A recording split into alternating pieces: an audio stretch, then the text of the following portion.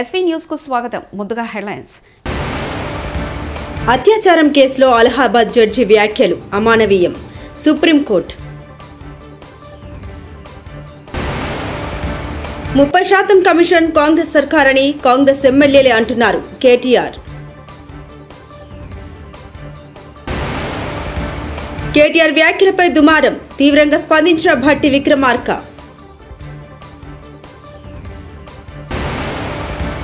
వారికి పూర్తి స్థాయి అధికారాలు ఇవ్వండి, సీఎం ఆదేశాలు. సీఎం చంద్రబాబు నాయుడు. బాలికలపై లైంగిక వేధింపుల కేసులో అలహాబాద్ హైకోర్టు జడ్జి ఇచ్చిన తీర్పు దేశవ్యాప్తంగా తీవ్ర దుమారం రేపింది. బాలిక ఛాతిపై చేయి వేయడం, ఆమె ప్యాంటు నాడ పట్టుకుని లాగడం అత్యాచారం కిందకు రాదంటూ అలహాబాద్ హైకోర్టు జడ్జి ఇచ్చిన తీర్పును చాలా మంది తప్పుపట్టారు.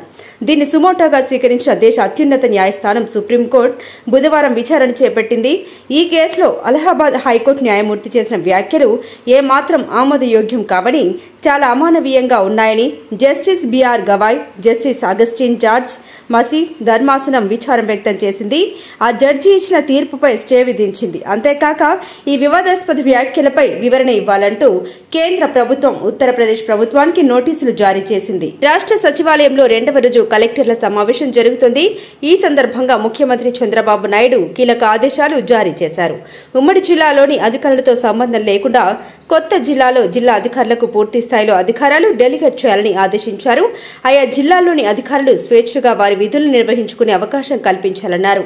దీనిపై సంబంధించిన ఆదేశాలను హెచ్ఓడీలు 2 రోజుల్లో జారీ చేయాలని తెలిపారు. కొత్త జిల్లాలో ఎటువంటి స్టాఫ్ సమస్య లేకుండా స్టాఫ్ రెగ్యులేషన్ కార్యక్రమాలు చేపట్టాలన్నారు. 9 mandals are service sector oriented, and that's why it is very imperative to focus on agriculture sector, sir. Going sector wise, agriculture and allied sector, so we are expecting and targeting 10,000 hectares of area expansion in maize and pulses. For early detection of pests, we are targeting NPSS and APSS, and 26,000 farmers would be targeted, sir. Particularly drone spraying is being targeted. 3,100 groups, the groups of farmers which are having the farms which are adjacent to each other, particularly 5 acres to 20 acres have been formed. This was because the drone operators were not willing to take up drone spraying in a small patch of land. నమస్కారం sir, collector Vijayanarayana sir. District action plan sir next year sir regarding agriculture సంబంధించి sir ఇప్పుడు already మేము agriculture crop సంబంధించి 1,59,00,000 ఇప్పుడు మేము already present crop area ఉంది sir మాది. Next financial year sir మేము ఒక 10,000 హెక్టార్స్ మేము అగ్రికల్చర్ ఏరియా ఎక్స్పాండ్ చేద్దామని అనుకుంటున్నాం సార్. దానివల్ల నియర్లీ 1 lakh మెట్రిక్ టన్నులు ఎడిషనల్గా ప్రొడక్షన్ అవడానికి అవకాశం ఉంటుంది సార్. అలాగే సెకండ్ వచ్చేది ఏంటంటే ఈ న్యాచురల్ ఫార్మింగ్ అడాప్షన్ అనేది ప్రస్తుతం మాకు 21,000లో మాత్రమే మేము చేస్తున్నాం సార్. ఇంకో 24,000కు మేము ఎక్స్పాండ్ చేద్దామని ఆలోచిస్తున్నాం సార్. దానివల్ల ఎడిషనల్గా నాకు 1,49,000 హెక్టార్స్ మెట్రిక్ టన్స్ ప్రొడక్షన్ నాకు రావడానికి అవకాశం ఉంటుంది sir. Sir, Parthipuram Manyam is a newly formed district, sir, carved from Vijayanagar and Srikakulam, sir. Sir, our total GDP lo, sir, 50% contribution from agriculture sector, sir, and industry sector is 9%, and service sector is 42%, sir.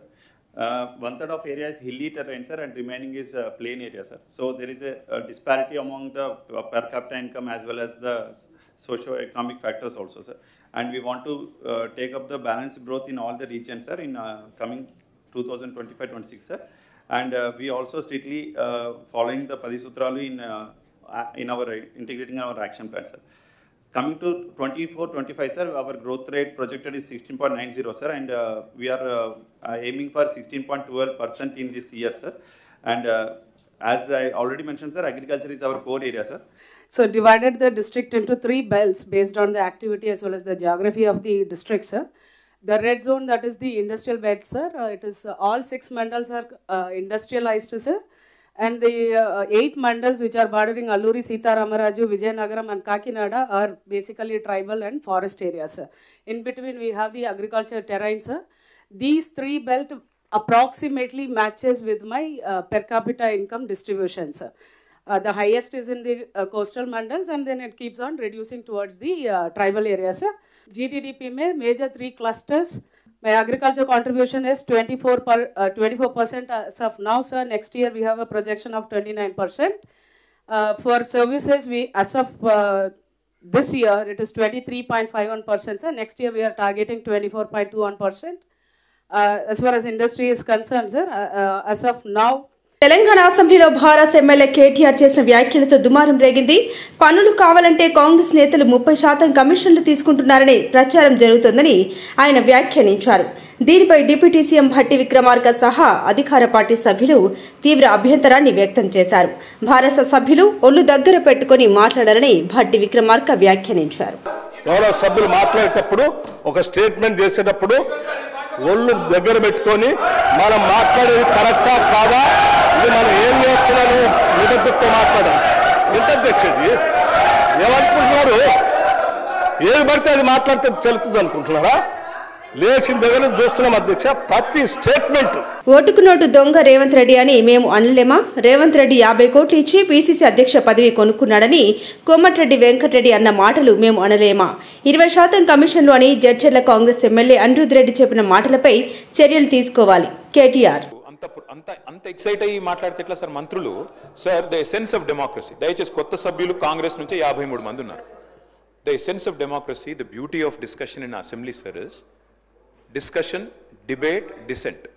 Sir, opposition అనేది మాకు we will have our say, the government will have its వే.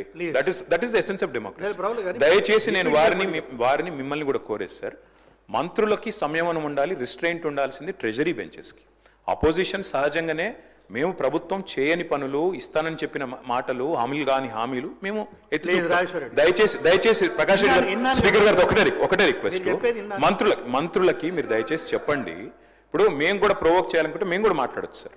మేము కూడా చెప్పొచ్చు 30% commission అని వాళ్ళ ఎమ్మెల్యేలు అంటున్నారు, 20% commission అని సెక్రటేరియట్ లో ధర్నాలు అవుతున్నాయి. అధ్యక్ష, మరి నేను అనలేనా అధ్యక్ష? ఓటుకు నోటు దొంగ ముఖ్యమంత్రి, 20% కమిషన్లు, 30% కమిషన్లు మీ ఎమ్మెల్యేలు అంటున్నారు. నేను అనలేను అధ్యక్ష ఈ మాటలు? నేను అంటలేను అధ్యక్ష, నేను అంటలేను. నేను అనొచ్చు కానీ నేను అంటలేను అధ్యక్ష. ఇంకొక మాట చెప్తున్నా అధ్యక్ష, దయచేసి మీరు మా రెస్క్యూకి రావాలి. నేను ఏం అనలేదు అధ్యక్ష, నేను వారిని ఏం అనలేదు అధ్యక్ష. నేనేమన్నాను అధ్యక్ష, జడ్చర్ల శాసనసభ్యులు అనిరుద్ రెడ్డి గారు 30% కమిషన్ అని మాట్లాడినారు, దాని మీద చర్య తీసుకోమని రెవెన్యూ మినిస్టర్ గారిని అడిగాను. 20% కమిషన్ అని కాంట్రాక్టర్లు ధర్నా చేస్తున్నారు సెక్రటేరియట్ లో, చర్య తీసుకోమని అడిగినాను. మరి నేను అనొచ్చు కదా అధ్యక్ష, పిసిసి అధ్యక్ష పదవిని 50 కోట్లకు కొనుక్కున్నాడు రేవంత్ రెడ్డి అని చెప్పి కోమటిరెడ్డి వెంకటరెడ్డి అనొచ్చు కదా అధ్యక్ష. అసెంబ్లీలో బీఆర్ఎస్ సభ్యుల నిరసన, సచివాలయంలో కమిషన్లపై కాంట్రాక్టర్ల ధర్నా గురించి అసెంబ్లీలో మాజీ మంత్రి, ఎమ్మెల్యే ప్రస్తావన, ఉప ముఖ్యమంత్రి భట్టి ఒళ్ళు దగ్గర పెట్టుకుని మాట్లాడాలి అని మాట్లాడారంటూ అనుచితంగా వ్యాఖ్యలు చేశారని, భట్టి వ్యాఖ్యలపైన క్షమాపణకు డిమాండ్ చేస్తున్న బీఆర్ఎస్ సభ్యులు. సభలో బీఆర్ఎస్ సభ్యుల నినాదాలు భట్టి వెంటనే తన వ్యాఖ్యలు వెనక్కి తీసుకోవాలని, క్షమాపణ చెప్పాలని సభ్యులు పట్టు, వద్దురా నాయన, 20% పాలన అంటూ అసెంబ్లీ ఎమ్మెల్యేల ప్రవేశ ద్వారం వద్ద బీఆర్ఎస్ ఎమ్మెల్యేల నిరసన ఇది. పర్సంటేజ్ల పాలన అంటూ నినాదాలు. ఇదేమి ప్రభుత్వం, 20%, 30% పర్సంటేజీల ప్రభుత్వమని కాంగ్రెస్ సర్కారుపై ధ్వజమెత్తారు. మా రేవంత్ రెడ్డి మంచోడు కాబట్టి 15 నెలల నుండి బతికున్నారు. నిన్నటిదాకా ఒక లెక్క, రేపటి నుండి ఒక లెక్క. కోమటిరెడ్డి రాజగోపాల్ రెడ్డి, నేను చెబుతున్నా, 1000 జన్మలు ఎత్తిన బీఆర్ఎస్ పార్టీ మళ్లీ అధికారంలోకి రాదు. కోమటిరెడ్డి రాజగోపాల్ రెడ్డి 15 నెలల నుంచి ప్రశాంతంగా పండుకుండ్రు, లేకపోతే నిన్నటిదాకా ఒక లెక్క, రేపటి నుంచి ఇంకో లెక్క ఉంటుంది. మీరు గుర్తుపెట్టుకోండి, మీరు చూడండి. కాబట్టి మీకు మళ్ళా భవిష్యత్తు లేదు. 1000 జన్మలు ఎత్తినా ఆ బీఆర్ఎస్ పార్టీ తెలంగాణలో అధికారంలోకి రాదు. మేము చెప్తున్నా మీకు. Online betting apps, rummy games మీద స్పెషల్ ఇన్వెస్టిగేషన్ టీమ్ ను ఏర్పాటు చేస్తాం. సీఎం రేవంత్ రెడ్డి.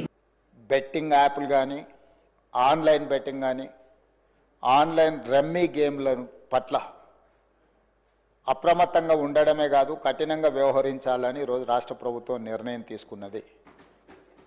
దీన్ని నిరోధించడానికి, నిషేధించడానికి అవసరమైన చర్యలు తీసుకోవడానికి ఒక స్పెషల్ ఇన్వెస్టిగేషన్ టీం, వీలైతే సిబిసిఐడి కానీ లేకపోతే అధికారులతో సమీక్ష చేసిన తర్వాత ఒక స్పెషల్ ఇన్వెస్టిగేషన్ టీంను వేసి కఠినంగా వ్యవహరించాలని చెప్పి ఈరోజు రాష్ట్ర ప్రభుత్వం నిర్ణయం తీసుకున్నది అధ్యక్ష.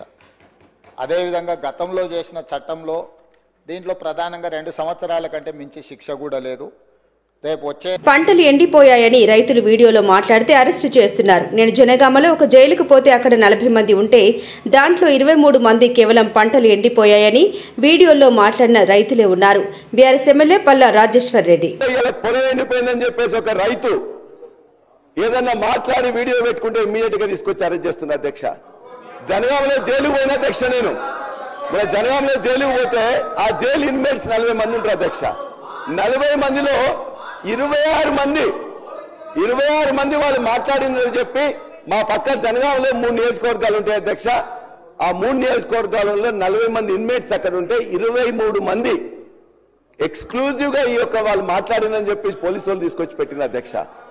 ఎంత దురదృష్టం అంటే ఇవాళ పోలీస్ వ్యవస్థ మొత్తం కూడా దేనికి పనిచేస్తుందంటే ఇవాళ పొలిటికల్ వెంజెన్స్ మీద పనిచేస్తున్నారు. కర్ణాటక రాష్ట్రం కోలార్ జిల్లాలోని నంది గోశాలను సందర్శించాను. ఆత్మీయ స్వాగతం పలికారు. గతేడాది ఇదే గోశాలను సందర్శించినప్పుడు నీరు లేక గోవులు అల్లాడుతున్నాయని గోశాల యజమాని శ్రీనివాసాచారి నా దృష్టికి తీసుకొచ్చారు. గోశాలలు సొంత నిధులతో వేయించిన బోరుని ఇవాళ ప్రారంభించాను.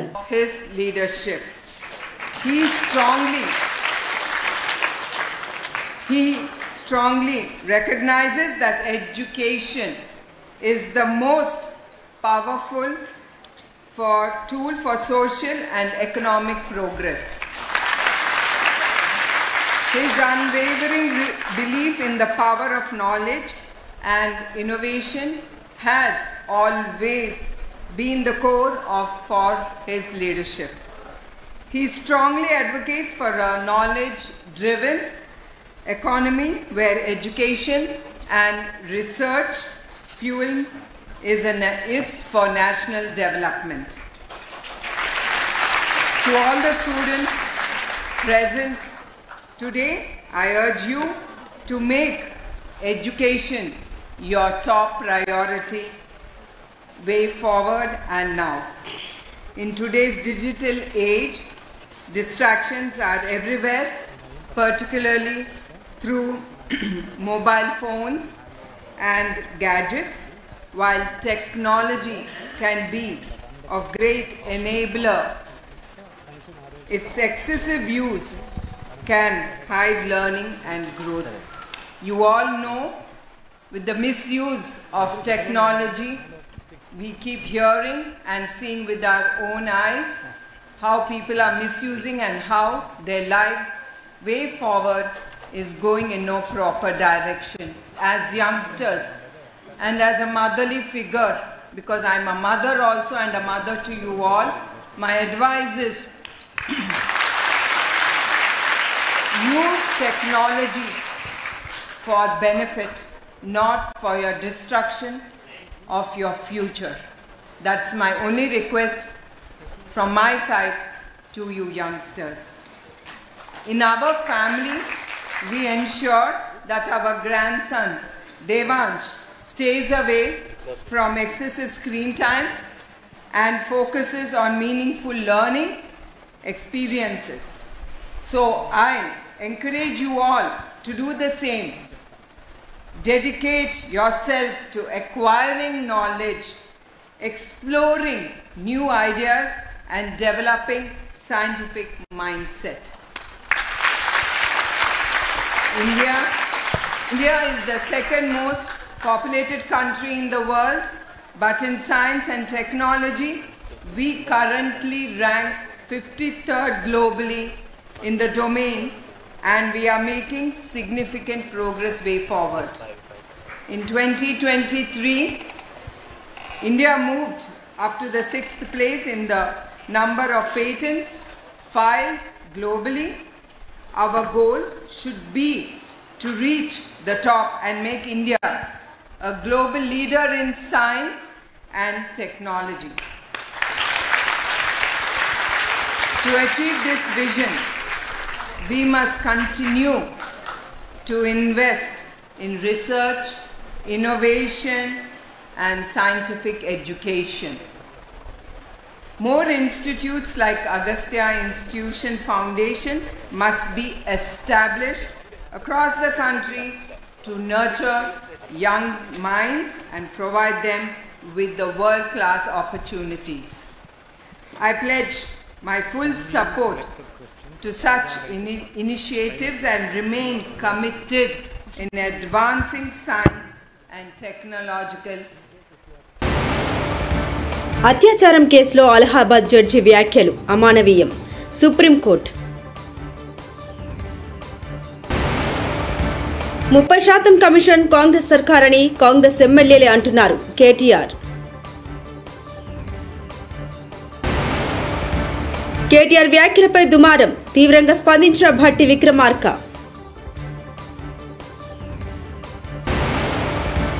వారికి పూర్తి స్థాయి అధికారాలు ఇవ్వండి, సీఎం ఆదేశాలు, సీఎం చంద్రబాబు నాయుడు. ఇవి బులెటిన్ విశేషాలు. చూస్తూనే ఉండండి ఎస్వీ న్యూస్.